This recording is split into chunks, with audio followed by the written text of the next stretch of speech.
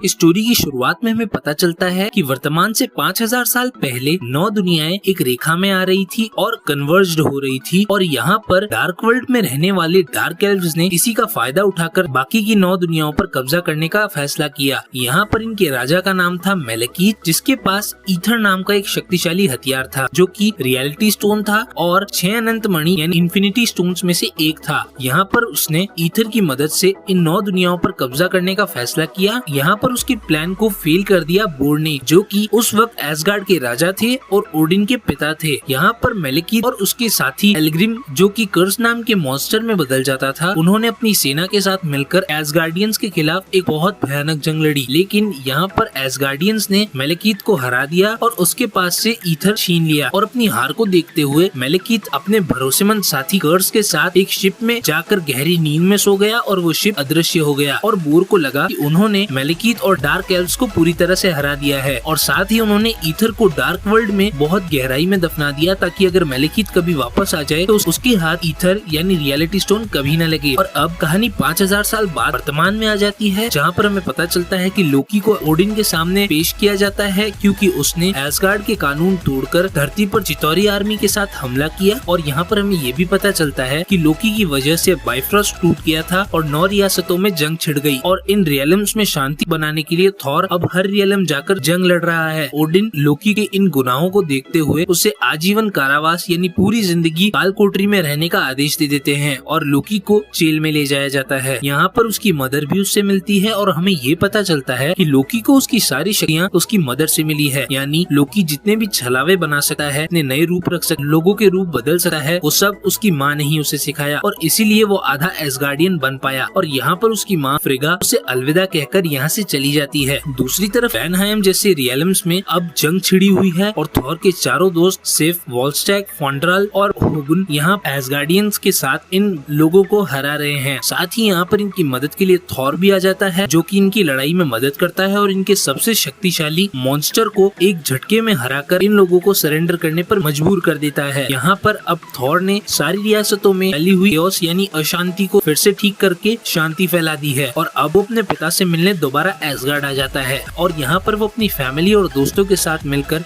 जीत का सेलिब्रेशन करता है और यहाँ पर वो अपने पिता से भी मिलता है। यहाँ पर थॉर जानता है कि अब 5000 साल पूरे हो चुके हैं और 9 दुनियाएं आपस में एक रेखा में आ रही है और उसे मेलेकीथ की चिंता सता रही है, पर ओडिन उसे भरोसा देते हैं कि मेलेकीथ कभी वापस नहीं आएगा। साथ ही थॉर इसलिए भी परेशान है क्योंकि वो जेन फॉस्टर से मिलना चाहता है और जब वो न्यूयॉर्क गया था तब भी उससे नहीं मिल पाया था, और उसके पिता ओडिन उसे समझाते हैं कि जेन एक इंसान है और थॉर एक देवता, इसीलिए थॉर को जेन से दूर रहना चाहिए। थॉर उनकी एडवाइस मानता है और यहाँ से वो हाइमडाल के पास चला जाता है क्योंकि हाइमडाल पृथ्वी पर देखकर उसे जेन की सारी इन्फॉर्मेशन देते हैं, यानी थॉर उसे भूला नहीं है। अब हमें धरती का नजारा देखने को मिलता है जहाँ पर जेन रिचर्ड नाम के अपने दोस्त के साथ है। साथ ही अब वो अपनी जूनियर डार्सी और डार्सी के जूनियर इयान के साथ मिलकर प्रोफेसर सेल्विक को ढूंढ रही है, जो आर्मी के हमले के बाद गायब थे। साथ ही यहाँ पर वो अब भी इन्हीं सीक्रेट कामों में लगी हुई है जहाँ पर वो रेडियो तरंगों का पीछा करके अलग अलग जगहों पर जाती है और ऐसी जगहों को डिस्कवर करती है जहाँ पर फिजिक्स के नियम लागू नहीं होते। डार्सी उसे ऐसी ही एक जगह पर ले जाती है और अब डार्सी, जेन और इयान यहाँ पर आते हैं और इन्हें बच्चों से पता चलता है कि एक ट्रक फिजिक्स के नियमों का पालन न करते हुए उठाया जा सकता है। यहाँ पर ये तीनों बहुत ज्यादा हैरान होते हैं। साथ ही और यहाँ पर इन्हें वर्महोल जैसी चीज देखने को मिलती है जहाँ पर कोई भी चीज गिराने पर वो चीज जमीन पर न पहुंचकर गायब हो रही है और ये कहाँ जा रही है इन तीनों को ही नहीं पता। यहाँ से जेन को अचानक बहुत तेज रेडियो तरंगे मिलना शुरू हो जाती है और वो उस दिशा में चली जाती है। यहाँ पर अकेली जेन को एक खंडहर जैसा नजारा देखने को मिलता है और वो गलती से उसी ईथर के पास पहुँच जाती है जो कभी बोर ने डार्क वर्ल्ड के नीचे दबाया था, यानी अब जेन डार्क वर्ल्ड में है और वो उस ईथर के करीब चली जाती है और वो ईथर के अंदर समा जाता है। और जैसे ही वो ईथर जेन के अंदर समा जाता है, मेलेकीथ और उसकी सेना जाग जाती है और वो समझ जाते हैं कि 5000 साल पूरे हो चुके हैं और वही समय वापस आ चुका है और अब वो दोबारा अपने प्लान को अंजाम देकर वो करने की कोशिश करेंगे जो वो 5000 साल पहले करने में नाकाम हुए थे, यानी वो अब दुनिया पर दोबारा कब्जा करना चाहते हैं। अब जेन उठकर जब वापस दोबारा उसी बिल्डिंग के बाहर जाती है तो उसे पता चलता है कि वो काफी देर से बेहोश थी और डार्सी उसे बताती है कि यहाँ पर कुछ पुलिस वाले उनसे पूछताछ कर रहे हैं। दूसरी तरफ थॉर हाइमडाल की मदद से जेन को ढूंढ रहा है, लेकिन हाइमडाल को जेन नहीं दिख रही, जो कि एक अजीब बात बात है क्योंकि हाइमडाल की नजरों से इस पूरे ब्रह्मांड में कुछ नहीं छुप सकता और यहाँ पर थॉर समझ जाता है कि कुछ तो गड़बड़ है, इसीलिए वो धरती पर आ जाता है। यहाँ पर वो जेन से मिलता है और यहाँ पर जेन को कुछ पुलिस वाले आकर पकड़ने की कोशिश करते हैं, पर जेन के अंदर से एक धमाका होता है और वो पुलिस वाले दूर जाकर गिरते हैं। थॉर समझ जाता है जेन के शरीर में जरूर कोई गड़बड़ है, इसीलिए थॉर जेन को अपने साथ एसगार्ड ले जाता है, जहाँ पर जेन की बॉडी पर परीक्षण किया जाता है। लेकिन एसगार्डियंस को कुछ समझ नहीं आता कि जेन के शरीर में क्या चीज है। यहाँ पर ओडिन भी आ जाते हैं और थॉर को समझाते हैं कि ये एक इंसान है और इसके ग्रह पर मौजूद डॉक्टर्स इसका इलाज कर सकते हैं, इसीलिए वो थॉर को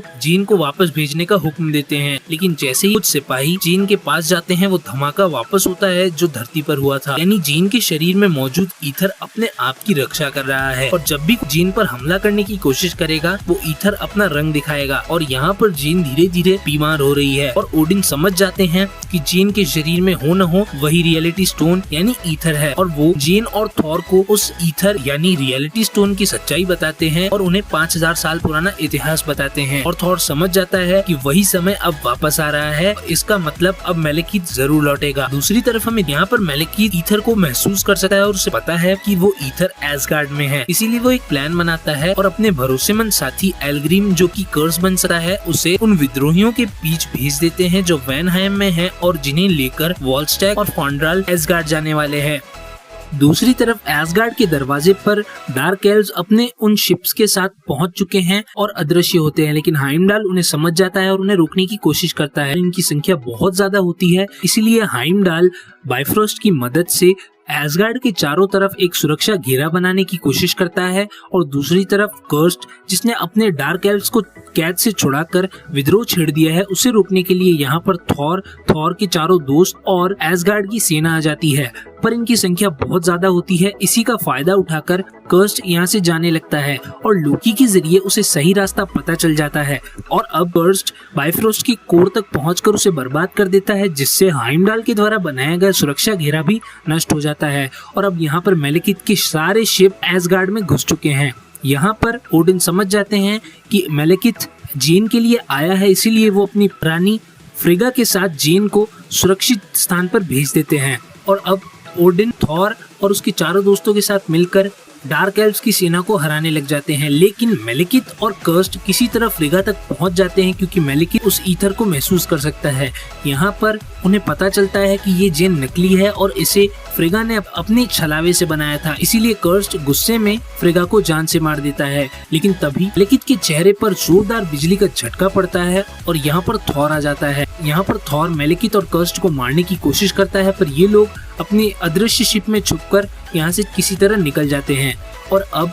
फ्रिगा मारी जा चुकी है और ओडिन भी यहाँ आ जाते हैं। यहाँ पर सभी लोग दुखी हैं और फ्रिगा को अंतिम विदाई दी जाती है और अब ओडिन मैलेकिथ से जंग लड़ने का फैसला करते हैं। साथ ही वो जेन को अब एक कैदी बना देते हैं ताकि मैलेकिथ उस तक न पहुंच जाए। लेकिन थॉर अपने पिता को समझाता है कि जंग से कोई रास्ता नहीं निकलेगा और वो उन्हें अपना प्लान सुनाता है। दरअसल थॉर जेन को डार्क वर्ल्ड ले जाकर वहाँ पर उसे मैलेकिथ के हाथों सौंप देगा और जब मैलेकिथ उसके अंदर से रियलिटी स्टोन यानी ईथर को निकाल लेगा उसी वक्त थॉर उस ईथर को और मैलेकिथ दोनों को तबाह कर देगा। लेकिन ओडिन उसे बताते हैं कि अगर गलती से उसका प्लान फेल हुआ तो मैलेकिथ ईथर के जरिए पूरे ब्रह्मांड पर कब्जा कर लेगा, इसीलिए ओडिन उसके प्लान को ठुकरा देते हैं और अब ओडिन के सर पर खून सवार है। लेकिन थॉर जानता है कि अगर उसने ऐसा नहीं किया तो सारे एसगार्ड वासी मारे जाएंगे, इसीलिए वो हाइमडाल के पास उसकी मदद लेने जाता है। पर हाइमडाल एक देशभक्त है और वो अपने राजा को कभी धोखा नहीं दे सकता। लेकिन थॉर की रिक्वेस्ट पर वो कुछ देर चुप रहने के लिए राजी हो जाता है और थॉर को ये भी बताता है कि क्योंकि ओडिन ने थॉर को यहाँ से जाने से रोक दिया है,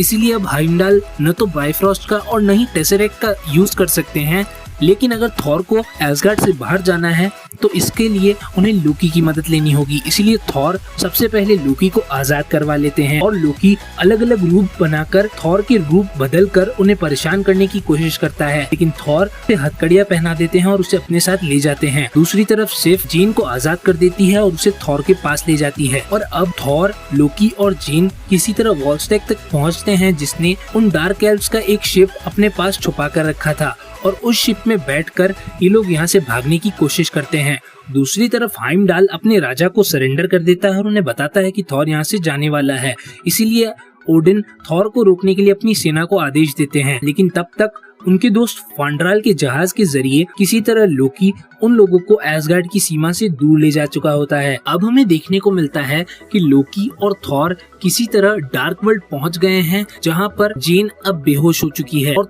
लोकी और थॉर के बीच में आर्ग्यूमेंट होता है, क्योंकि लोकी अपनी माँ के जाने से उदास है और वो इसका जिम्मेदार थॉर को ठहराता है। लेकिन तभी यहाँ पर मेलेकिथ आ जाता है और लोकी थॉर को धोखा देकर उसे मेलेकिथ के आगे फेंक देता है और साथ ही वो जेन को भी उसके आगे कर देता है और थॉर का हाथ काटकर मेलेकिथ को बताने की कोशिश करता है कि लोकी मेलेकिथ की तरफ है और कर्स्ट मेलेकिथ को बताता है कि लोकी ने ही उसे सही रास्ता बताया था, इसीलिए मेलेकिथ लोकी पर भरोसा कर लेता है और अब वो जेन के अंदर से उस रियलिटी स्टोन यानी ईथर को निकाल लेता है और तभी लोकी थॉर को सही कर देता है। यानी लोकी ने थॉर के लिए एक अलग छलावा बनाया था जिससे वो मेलेकिथ को धोखा दे रहा था और अब थॉर अपने हथौड़े म्यूनिर से उस ईथर को तबाह कर देता है, लेकिन ईथर अपने आप दोबारा वापस जुड़ने लगता है और मेलेकिथ के अंदर समा जाता है। अब मेलेकिथ की सेना थॉर और लोकी से भिड़ती है और ये दोनों उसका सामना करते हैं। यहाँ पर कर्स्ट ब्लैक होल बॉम्ब का भी यूज करते हैं जिससे थॉर और लोकी मारे जा सकते थे, लेकिन लोकी ने कर्स्ट को उसी के इस ब्लैक होल बॉम्ब से मार दिया और लोकी खुद भी घायल हो गया और थॉर के पास उसने अपना दम तोड़ दिया और अब थॉर को लगता है कि लोकी मारा जा चुका है और दूसरी तरफ मेलेकिथ अब अर्थ की ओर रवाना हो रहा है। साथ ही ओडिन को भी खबर लग जाती है कि डार्क वर्ल्ड में थॉर का प्लान फेल हो गया और अब मेलेकिथ ईथर को लेकर चला गया और लोकी मारा जा चुका है और अब और जेन के साथ है और अचानक डार्क वर्ल्ड में तूफान आता है, इसीलिए ये लोग एक गुफा में जाते हैं जहां पर जेन के दोस्त का फोन आता है, जो कि एक बहुत अजीब बात है क्योंकि जेन इस वक्त डार्क वर्ल्ड में है और जब वो आगे जाते हैं तो उन्हें वो सारी चीजें मिलती है जो उस बिल्डिंग में गिरकर गायब हो रही थी। यानी एक वर्म होल था जिसके जरिए थॉर और जेन उस डार्क वर्ल्ड से बाहर निकलकर अर्थ पर पहुंच जाते हैं। दूसरी तरफ हमें ये देखने को मिलता है कि डार्सी और इयान को न्यूज के जरिए पता चलता है कि प्रोफेसर सेल्विक पागलों की तरह बिना कपड़ों के एक रॉड लेकर घूम रहे थे, इसीलिए पुलिस ने उन्हें पागल समझकर पागल खाने बंद कर दिया और अब डार्सी और इयान किसी तरह प्रोफेसर सेल्विक को खाने से निकलवा लेते हैं, जहां से निकलते वक्त इन्हें एक पक्षियों का झुंड अपने अंदर से जाता हुआ दिखता है, जहां डार्सी और इयान को कुछ समझ नहीं आता। इसीलिए प्रोफेसर सेल्विक उन्हें बताते हैं कि अब 9 दुनियाएं एक हो रही है, इसीलिए हमारी पृथ्वी पर इसका एक नेगेटिव प्रभाव पड़ रहा है और पृथ्वी पर अलग अलग जगहों पर वर्म होल बन रहे हैं और बहुत सारी चीजें गुरुत्वाकर्षण के नियमों का पालन नहीं कर रही हैं और जो रॉड प्रोफेसर सेल्विक ने बनाई है उसके जरिए वो इसे कंट्रोल कर इसका फायदा उठा सकते हैं। यहाँ पर थॉर और जेन भी आ जाते हैं जो प्रोफेसर सेल्विक से मिलते हैं और दूसरी तरफ मेलेकिथ भी अपना शिप लेकर लंदन पहुंच जाता है, जहाँ पर ये सारी दुनियाएं एक रेखा में आ रही है और ईथर के जरिए मेलेकिथ इन सारी दुनियाओं को बर्बाद करना चाहता है, लेकिन थॉर किसी तरह उसे रोकने की कोशिश करता है। पर यहाँ पर मेलेकिथ अपनी सेना ले आता है जिसमें बहुत सारे अजीब से क्रीचर्स भी होते हैं। यहाँ पर जेन और प्रोफेसर सेल्विक उन रॉड्स की मदद से इनकी सेना को डार्क वर्ल्ड और अर्थ के बीच में फंसा देती है और थॉर मेलेकिथ से लड़ाई करता है, जहाँ पर थॉर और मेलेकिथ बार बार धरती से डार्क वर्ल्ड में ट्रैवल कर रहे होते हैं। इन वर्म होल्स वजह से थॉर का हथौड़ा म्यूनिर उससे दूर हो जाता है और अब थॉर निहत्ता है, इसीलिए मेलेकिथ दोबारा धरती पर आ जाता है और किसी तरह अपने प्लान को अंजाम देने लगता है। इसलिए थॉर प्रोफेसर सेल्विक के रॉड की मदद से मेलेकिथ को डार्क वर्ल्ड भेज देता है और उसके शिप को प्रोफेसर सेल्विक उसी के ऊपर गिरा देते हैं, जिससे मेलेकिथ का खात्मा हो जाता है और थॉर और जेन की जीत हो जाती है। तो ये लोग धरती को बचा लेते हैं। दूसरी तरफ थॉर अपने पिता ओडिन से जाकर माफी मांगता है क्योंकि उसने अपने पिता की बात अनसुनी की, लेकिन उसके पिता उससे खुश होते हैं और यहाँ पर थॉर ने बताता है कि वो कभी एसगार्ड पर राज नहीं करेगा और एसगार्ड पर हमेशा ओडिन ही रहेंगे और ये कहकर थॉर यहाँ से चला जाता है। और अब हमें पता चलता है कि इतनी देर से ओडिन के भेष में यहाँ पर लोकी था, यानी लोकी उस डार्क वर्ल्ड में मरा नहीं था बल्कि बच गया था।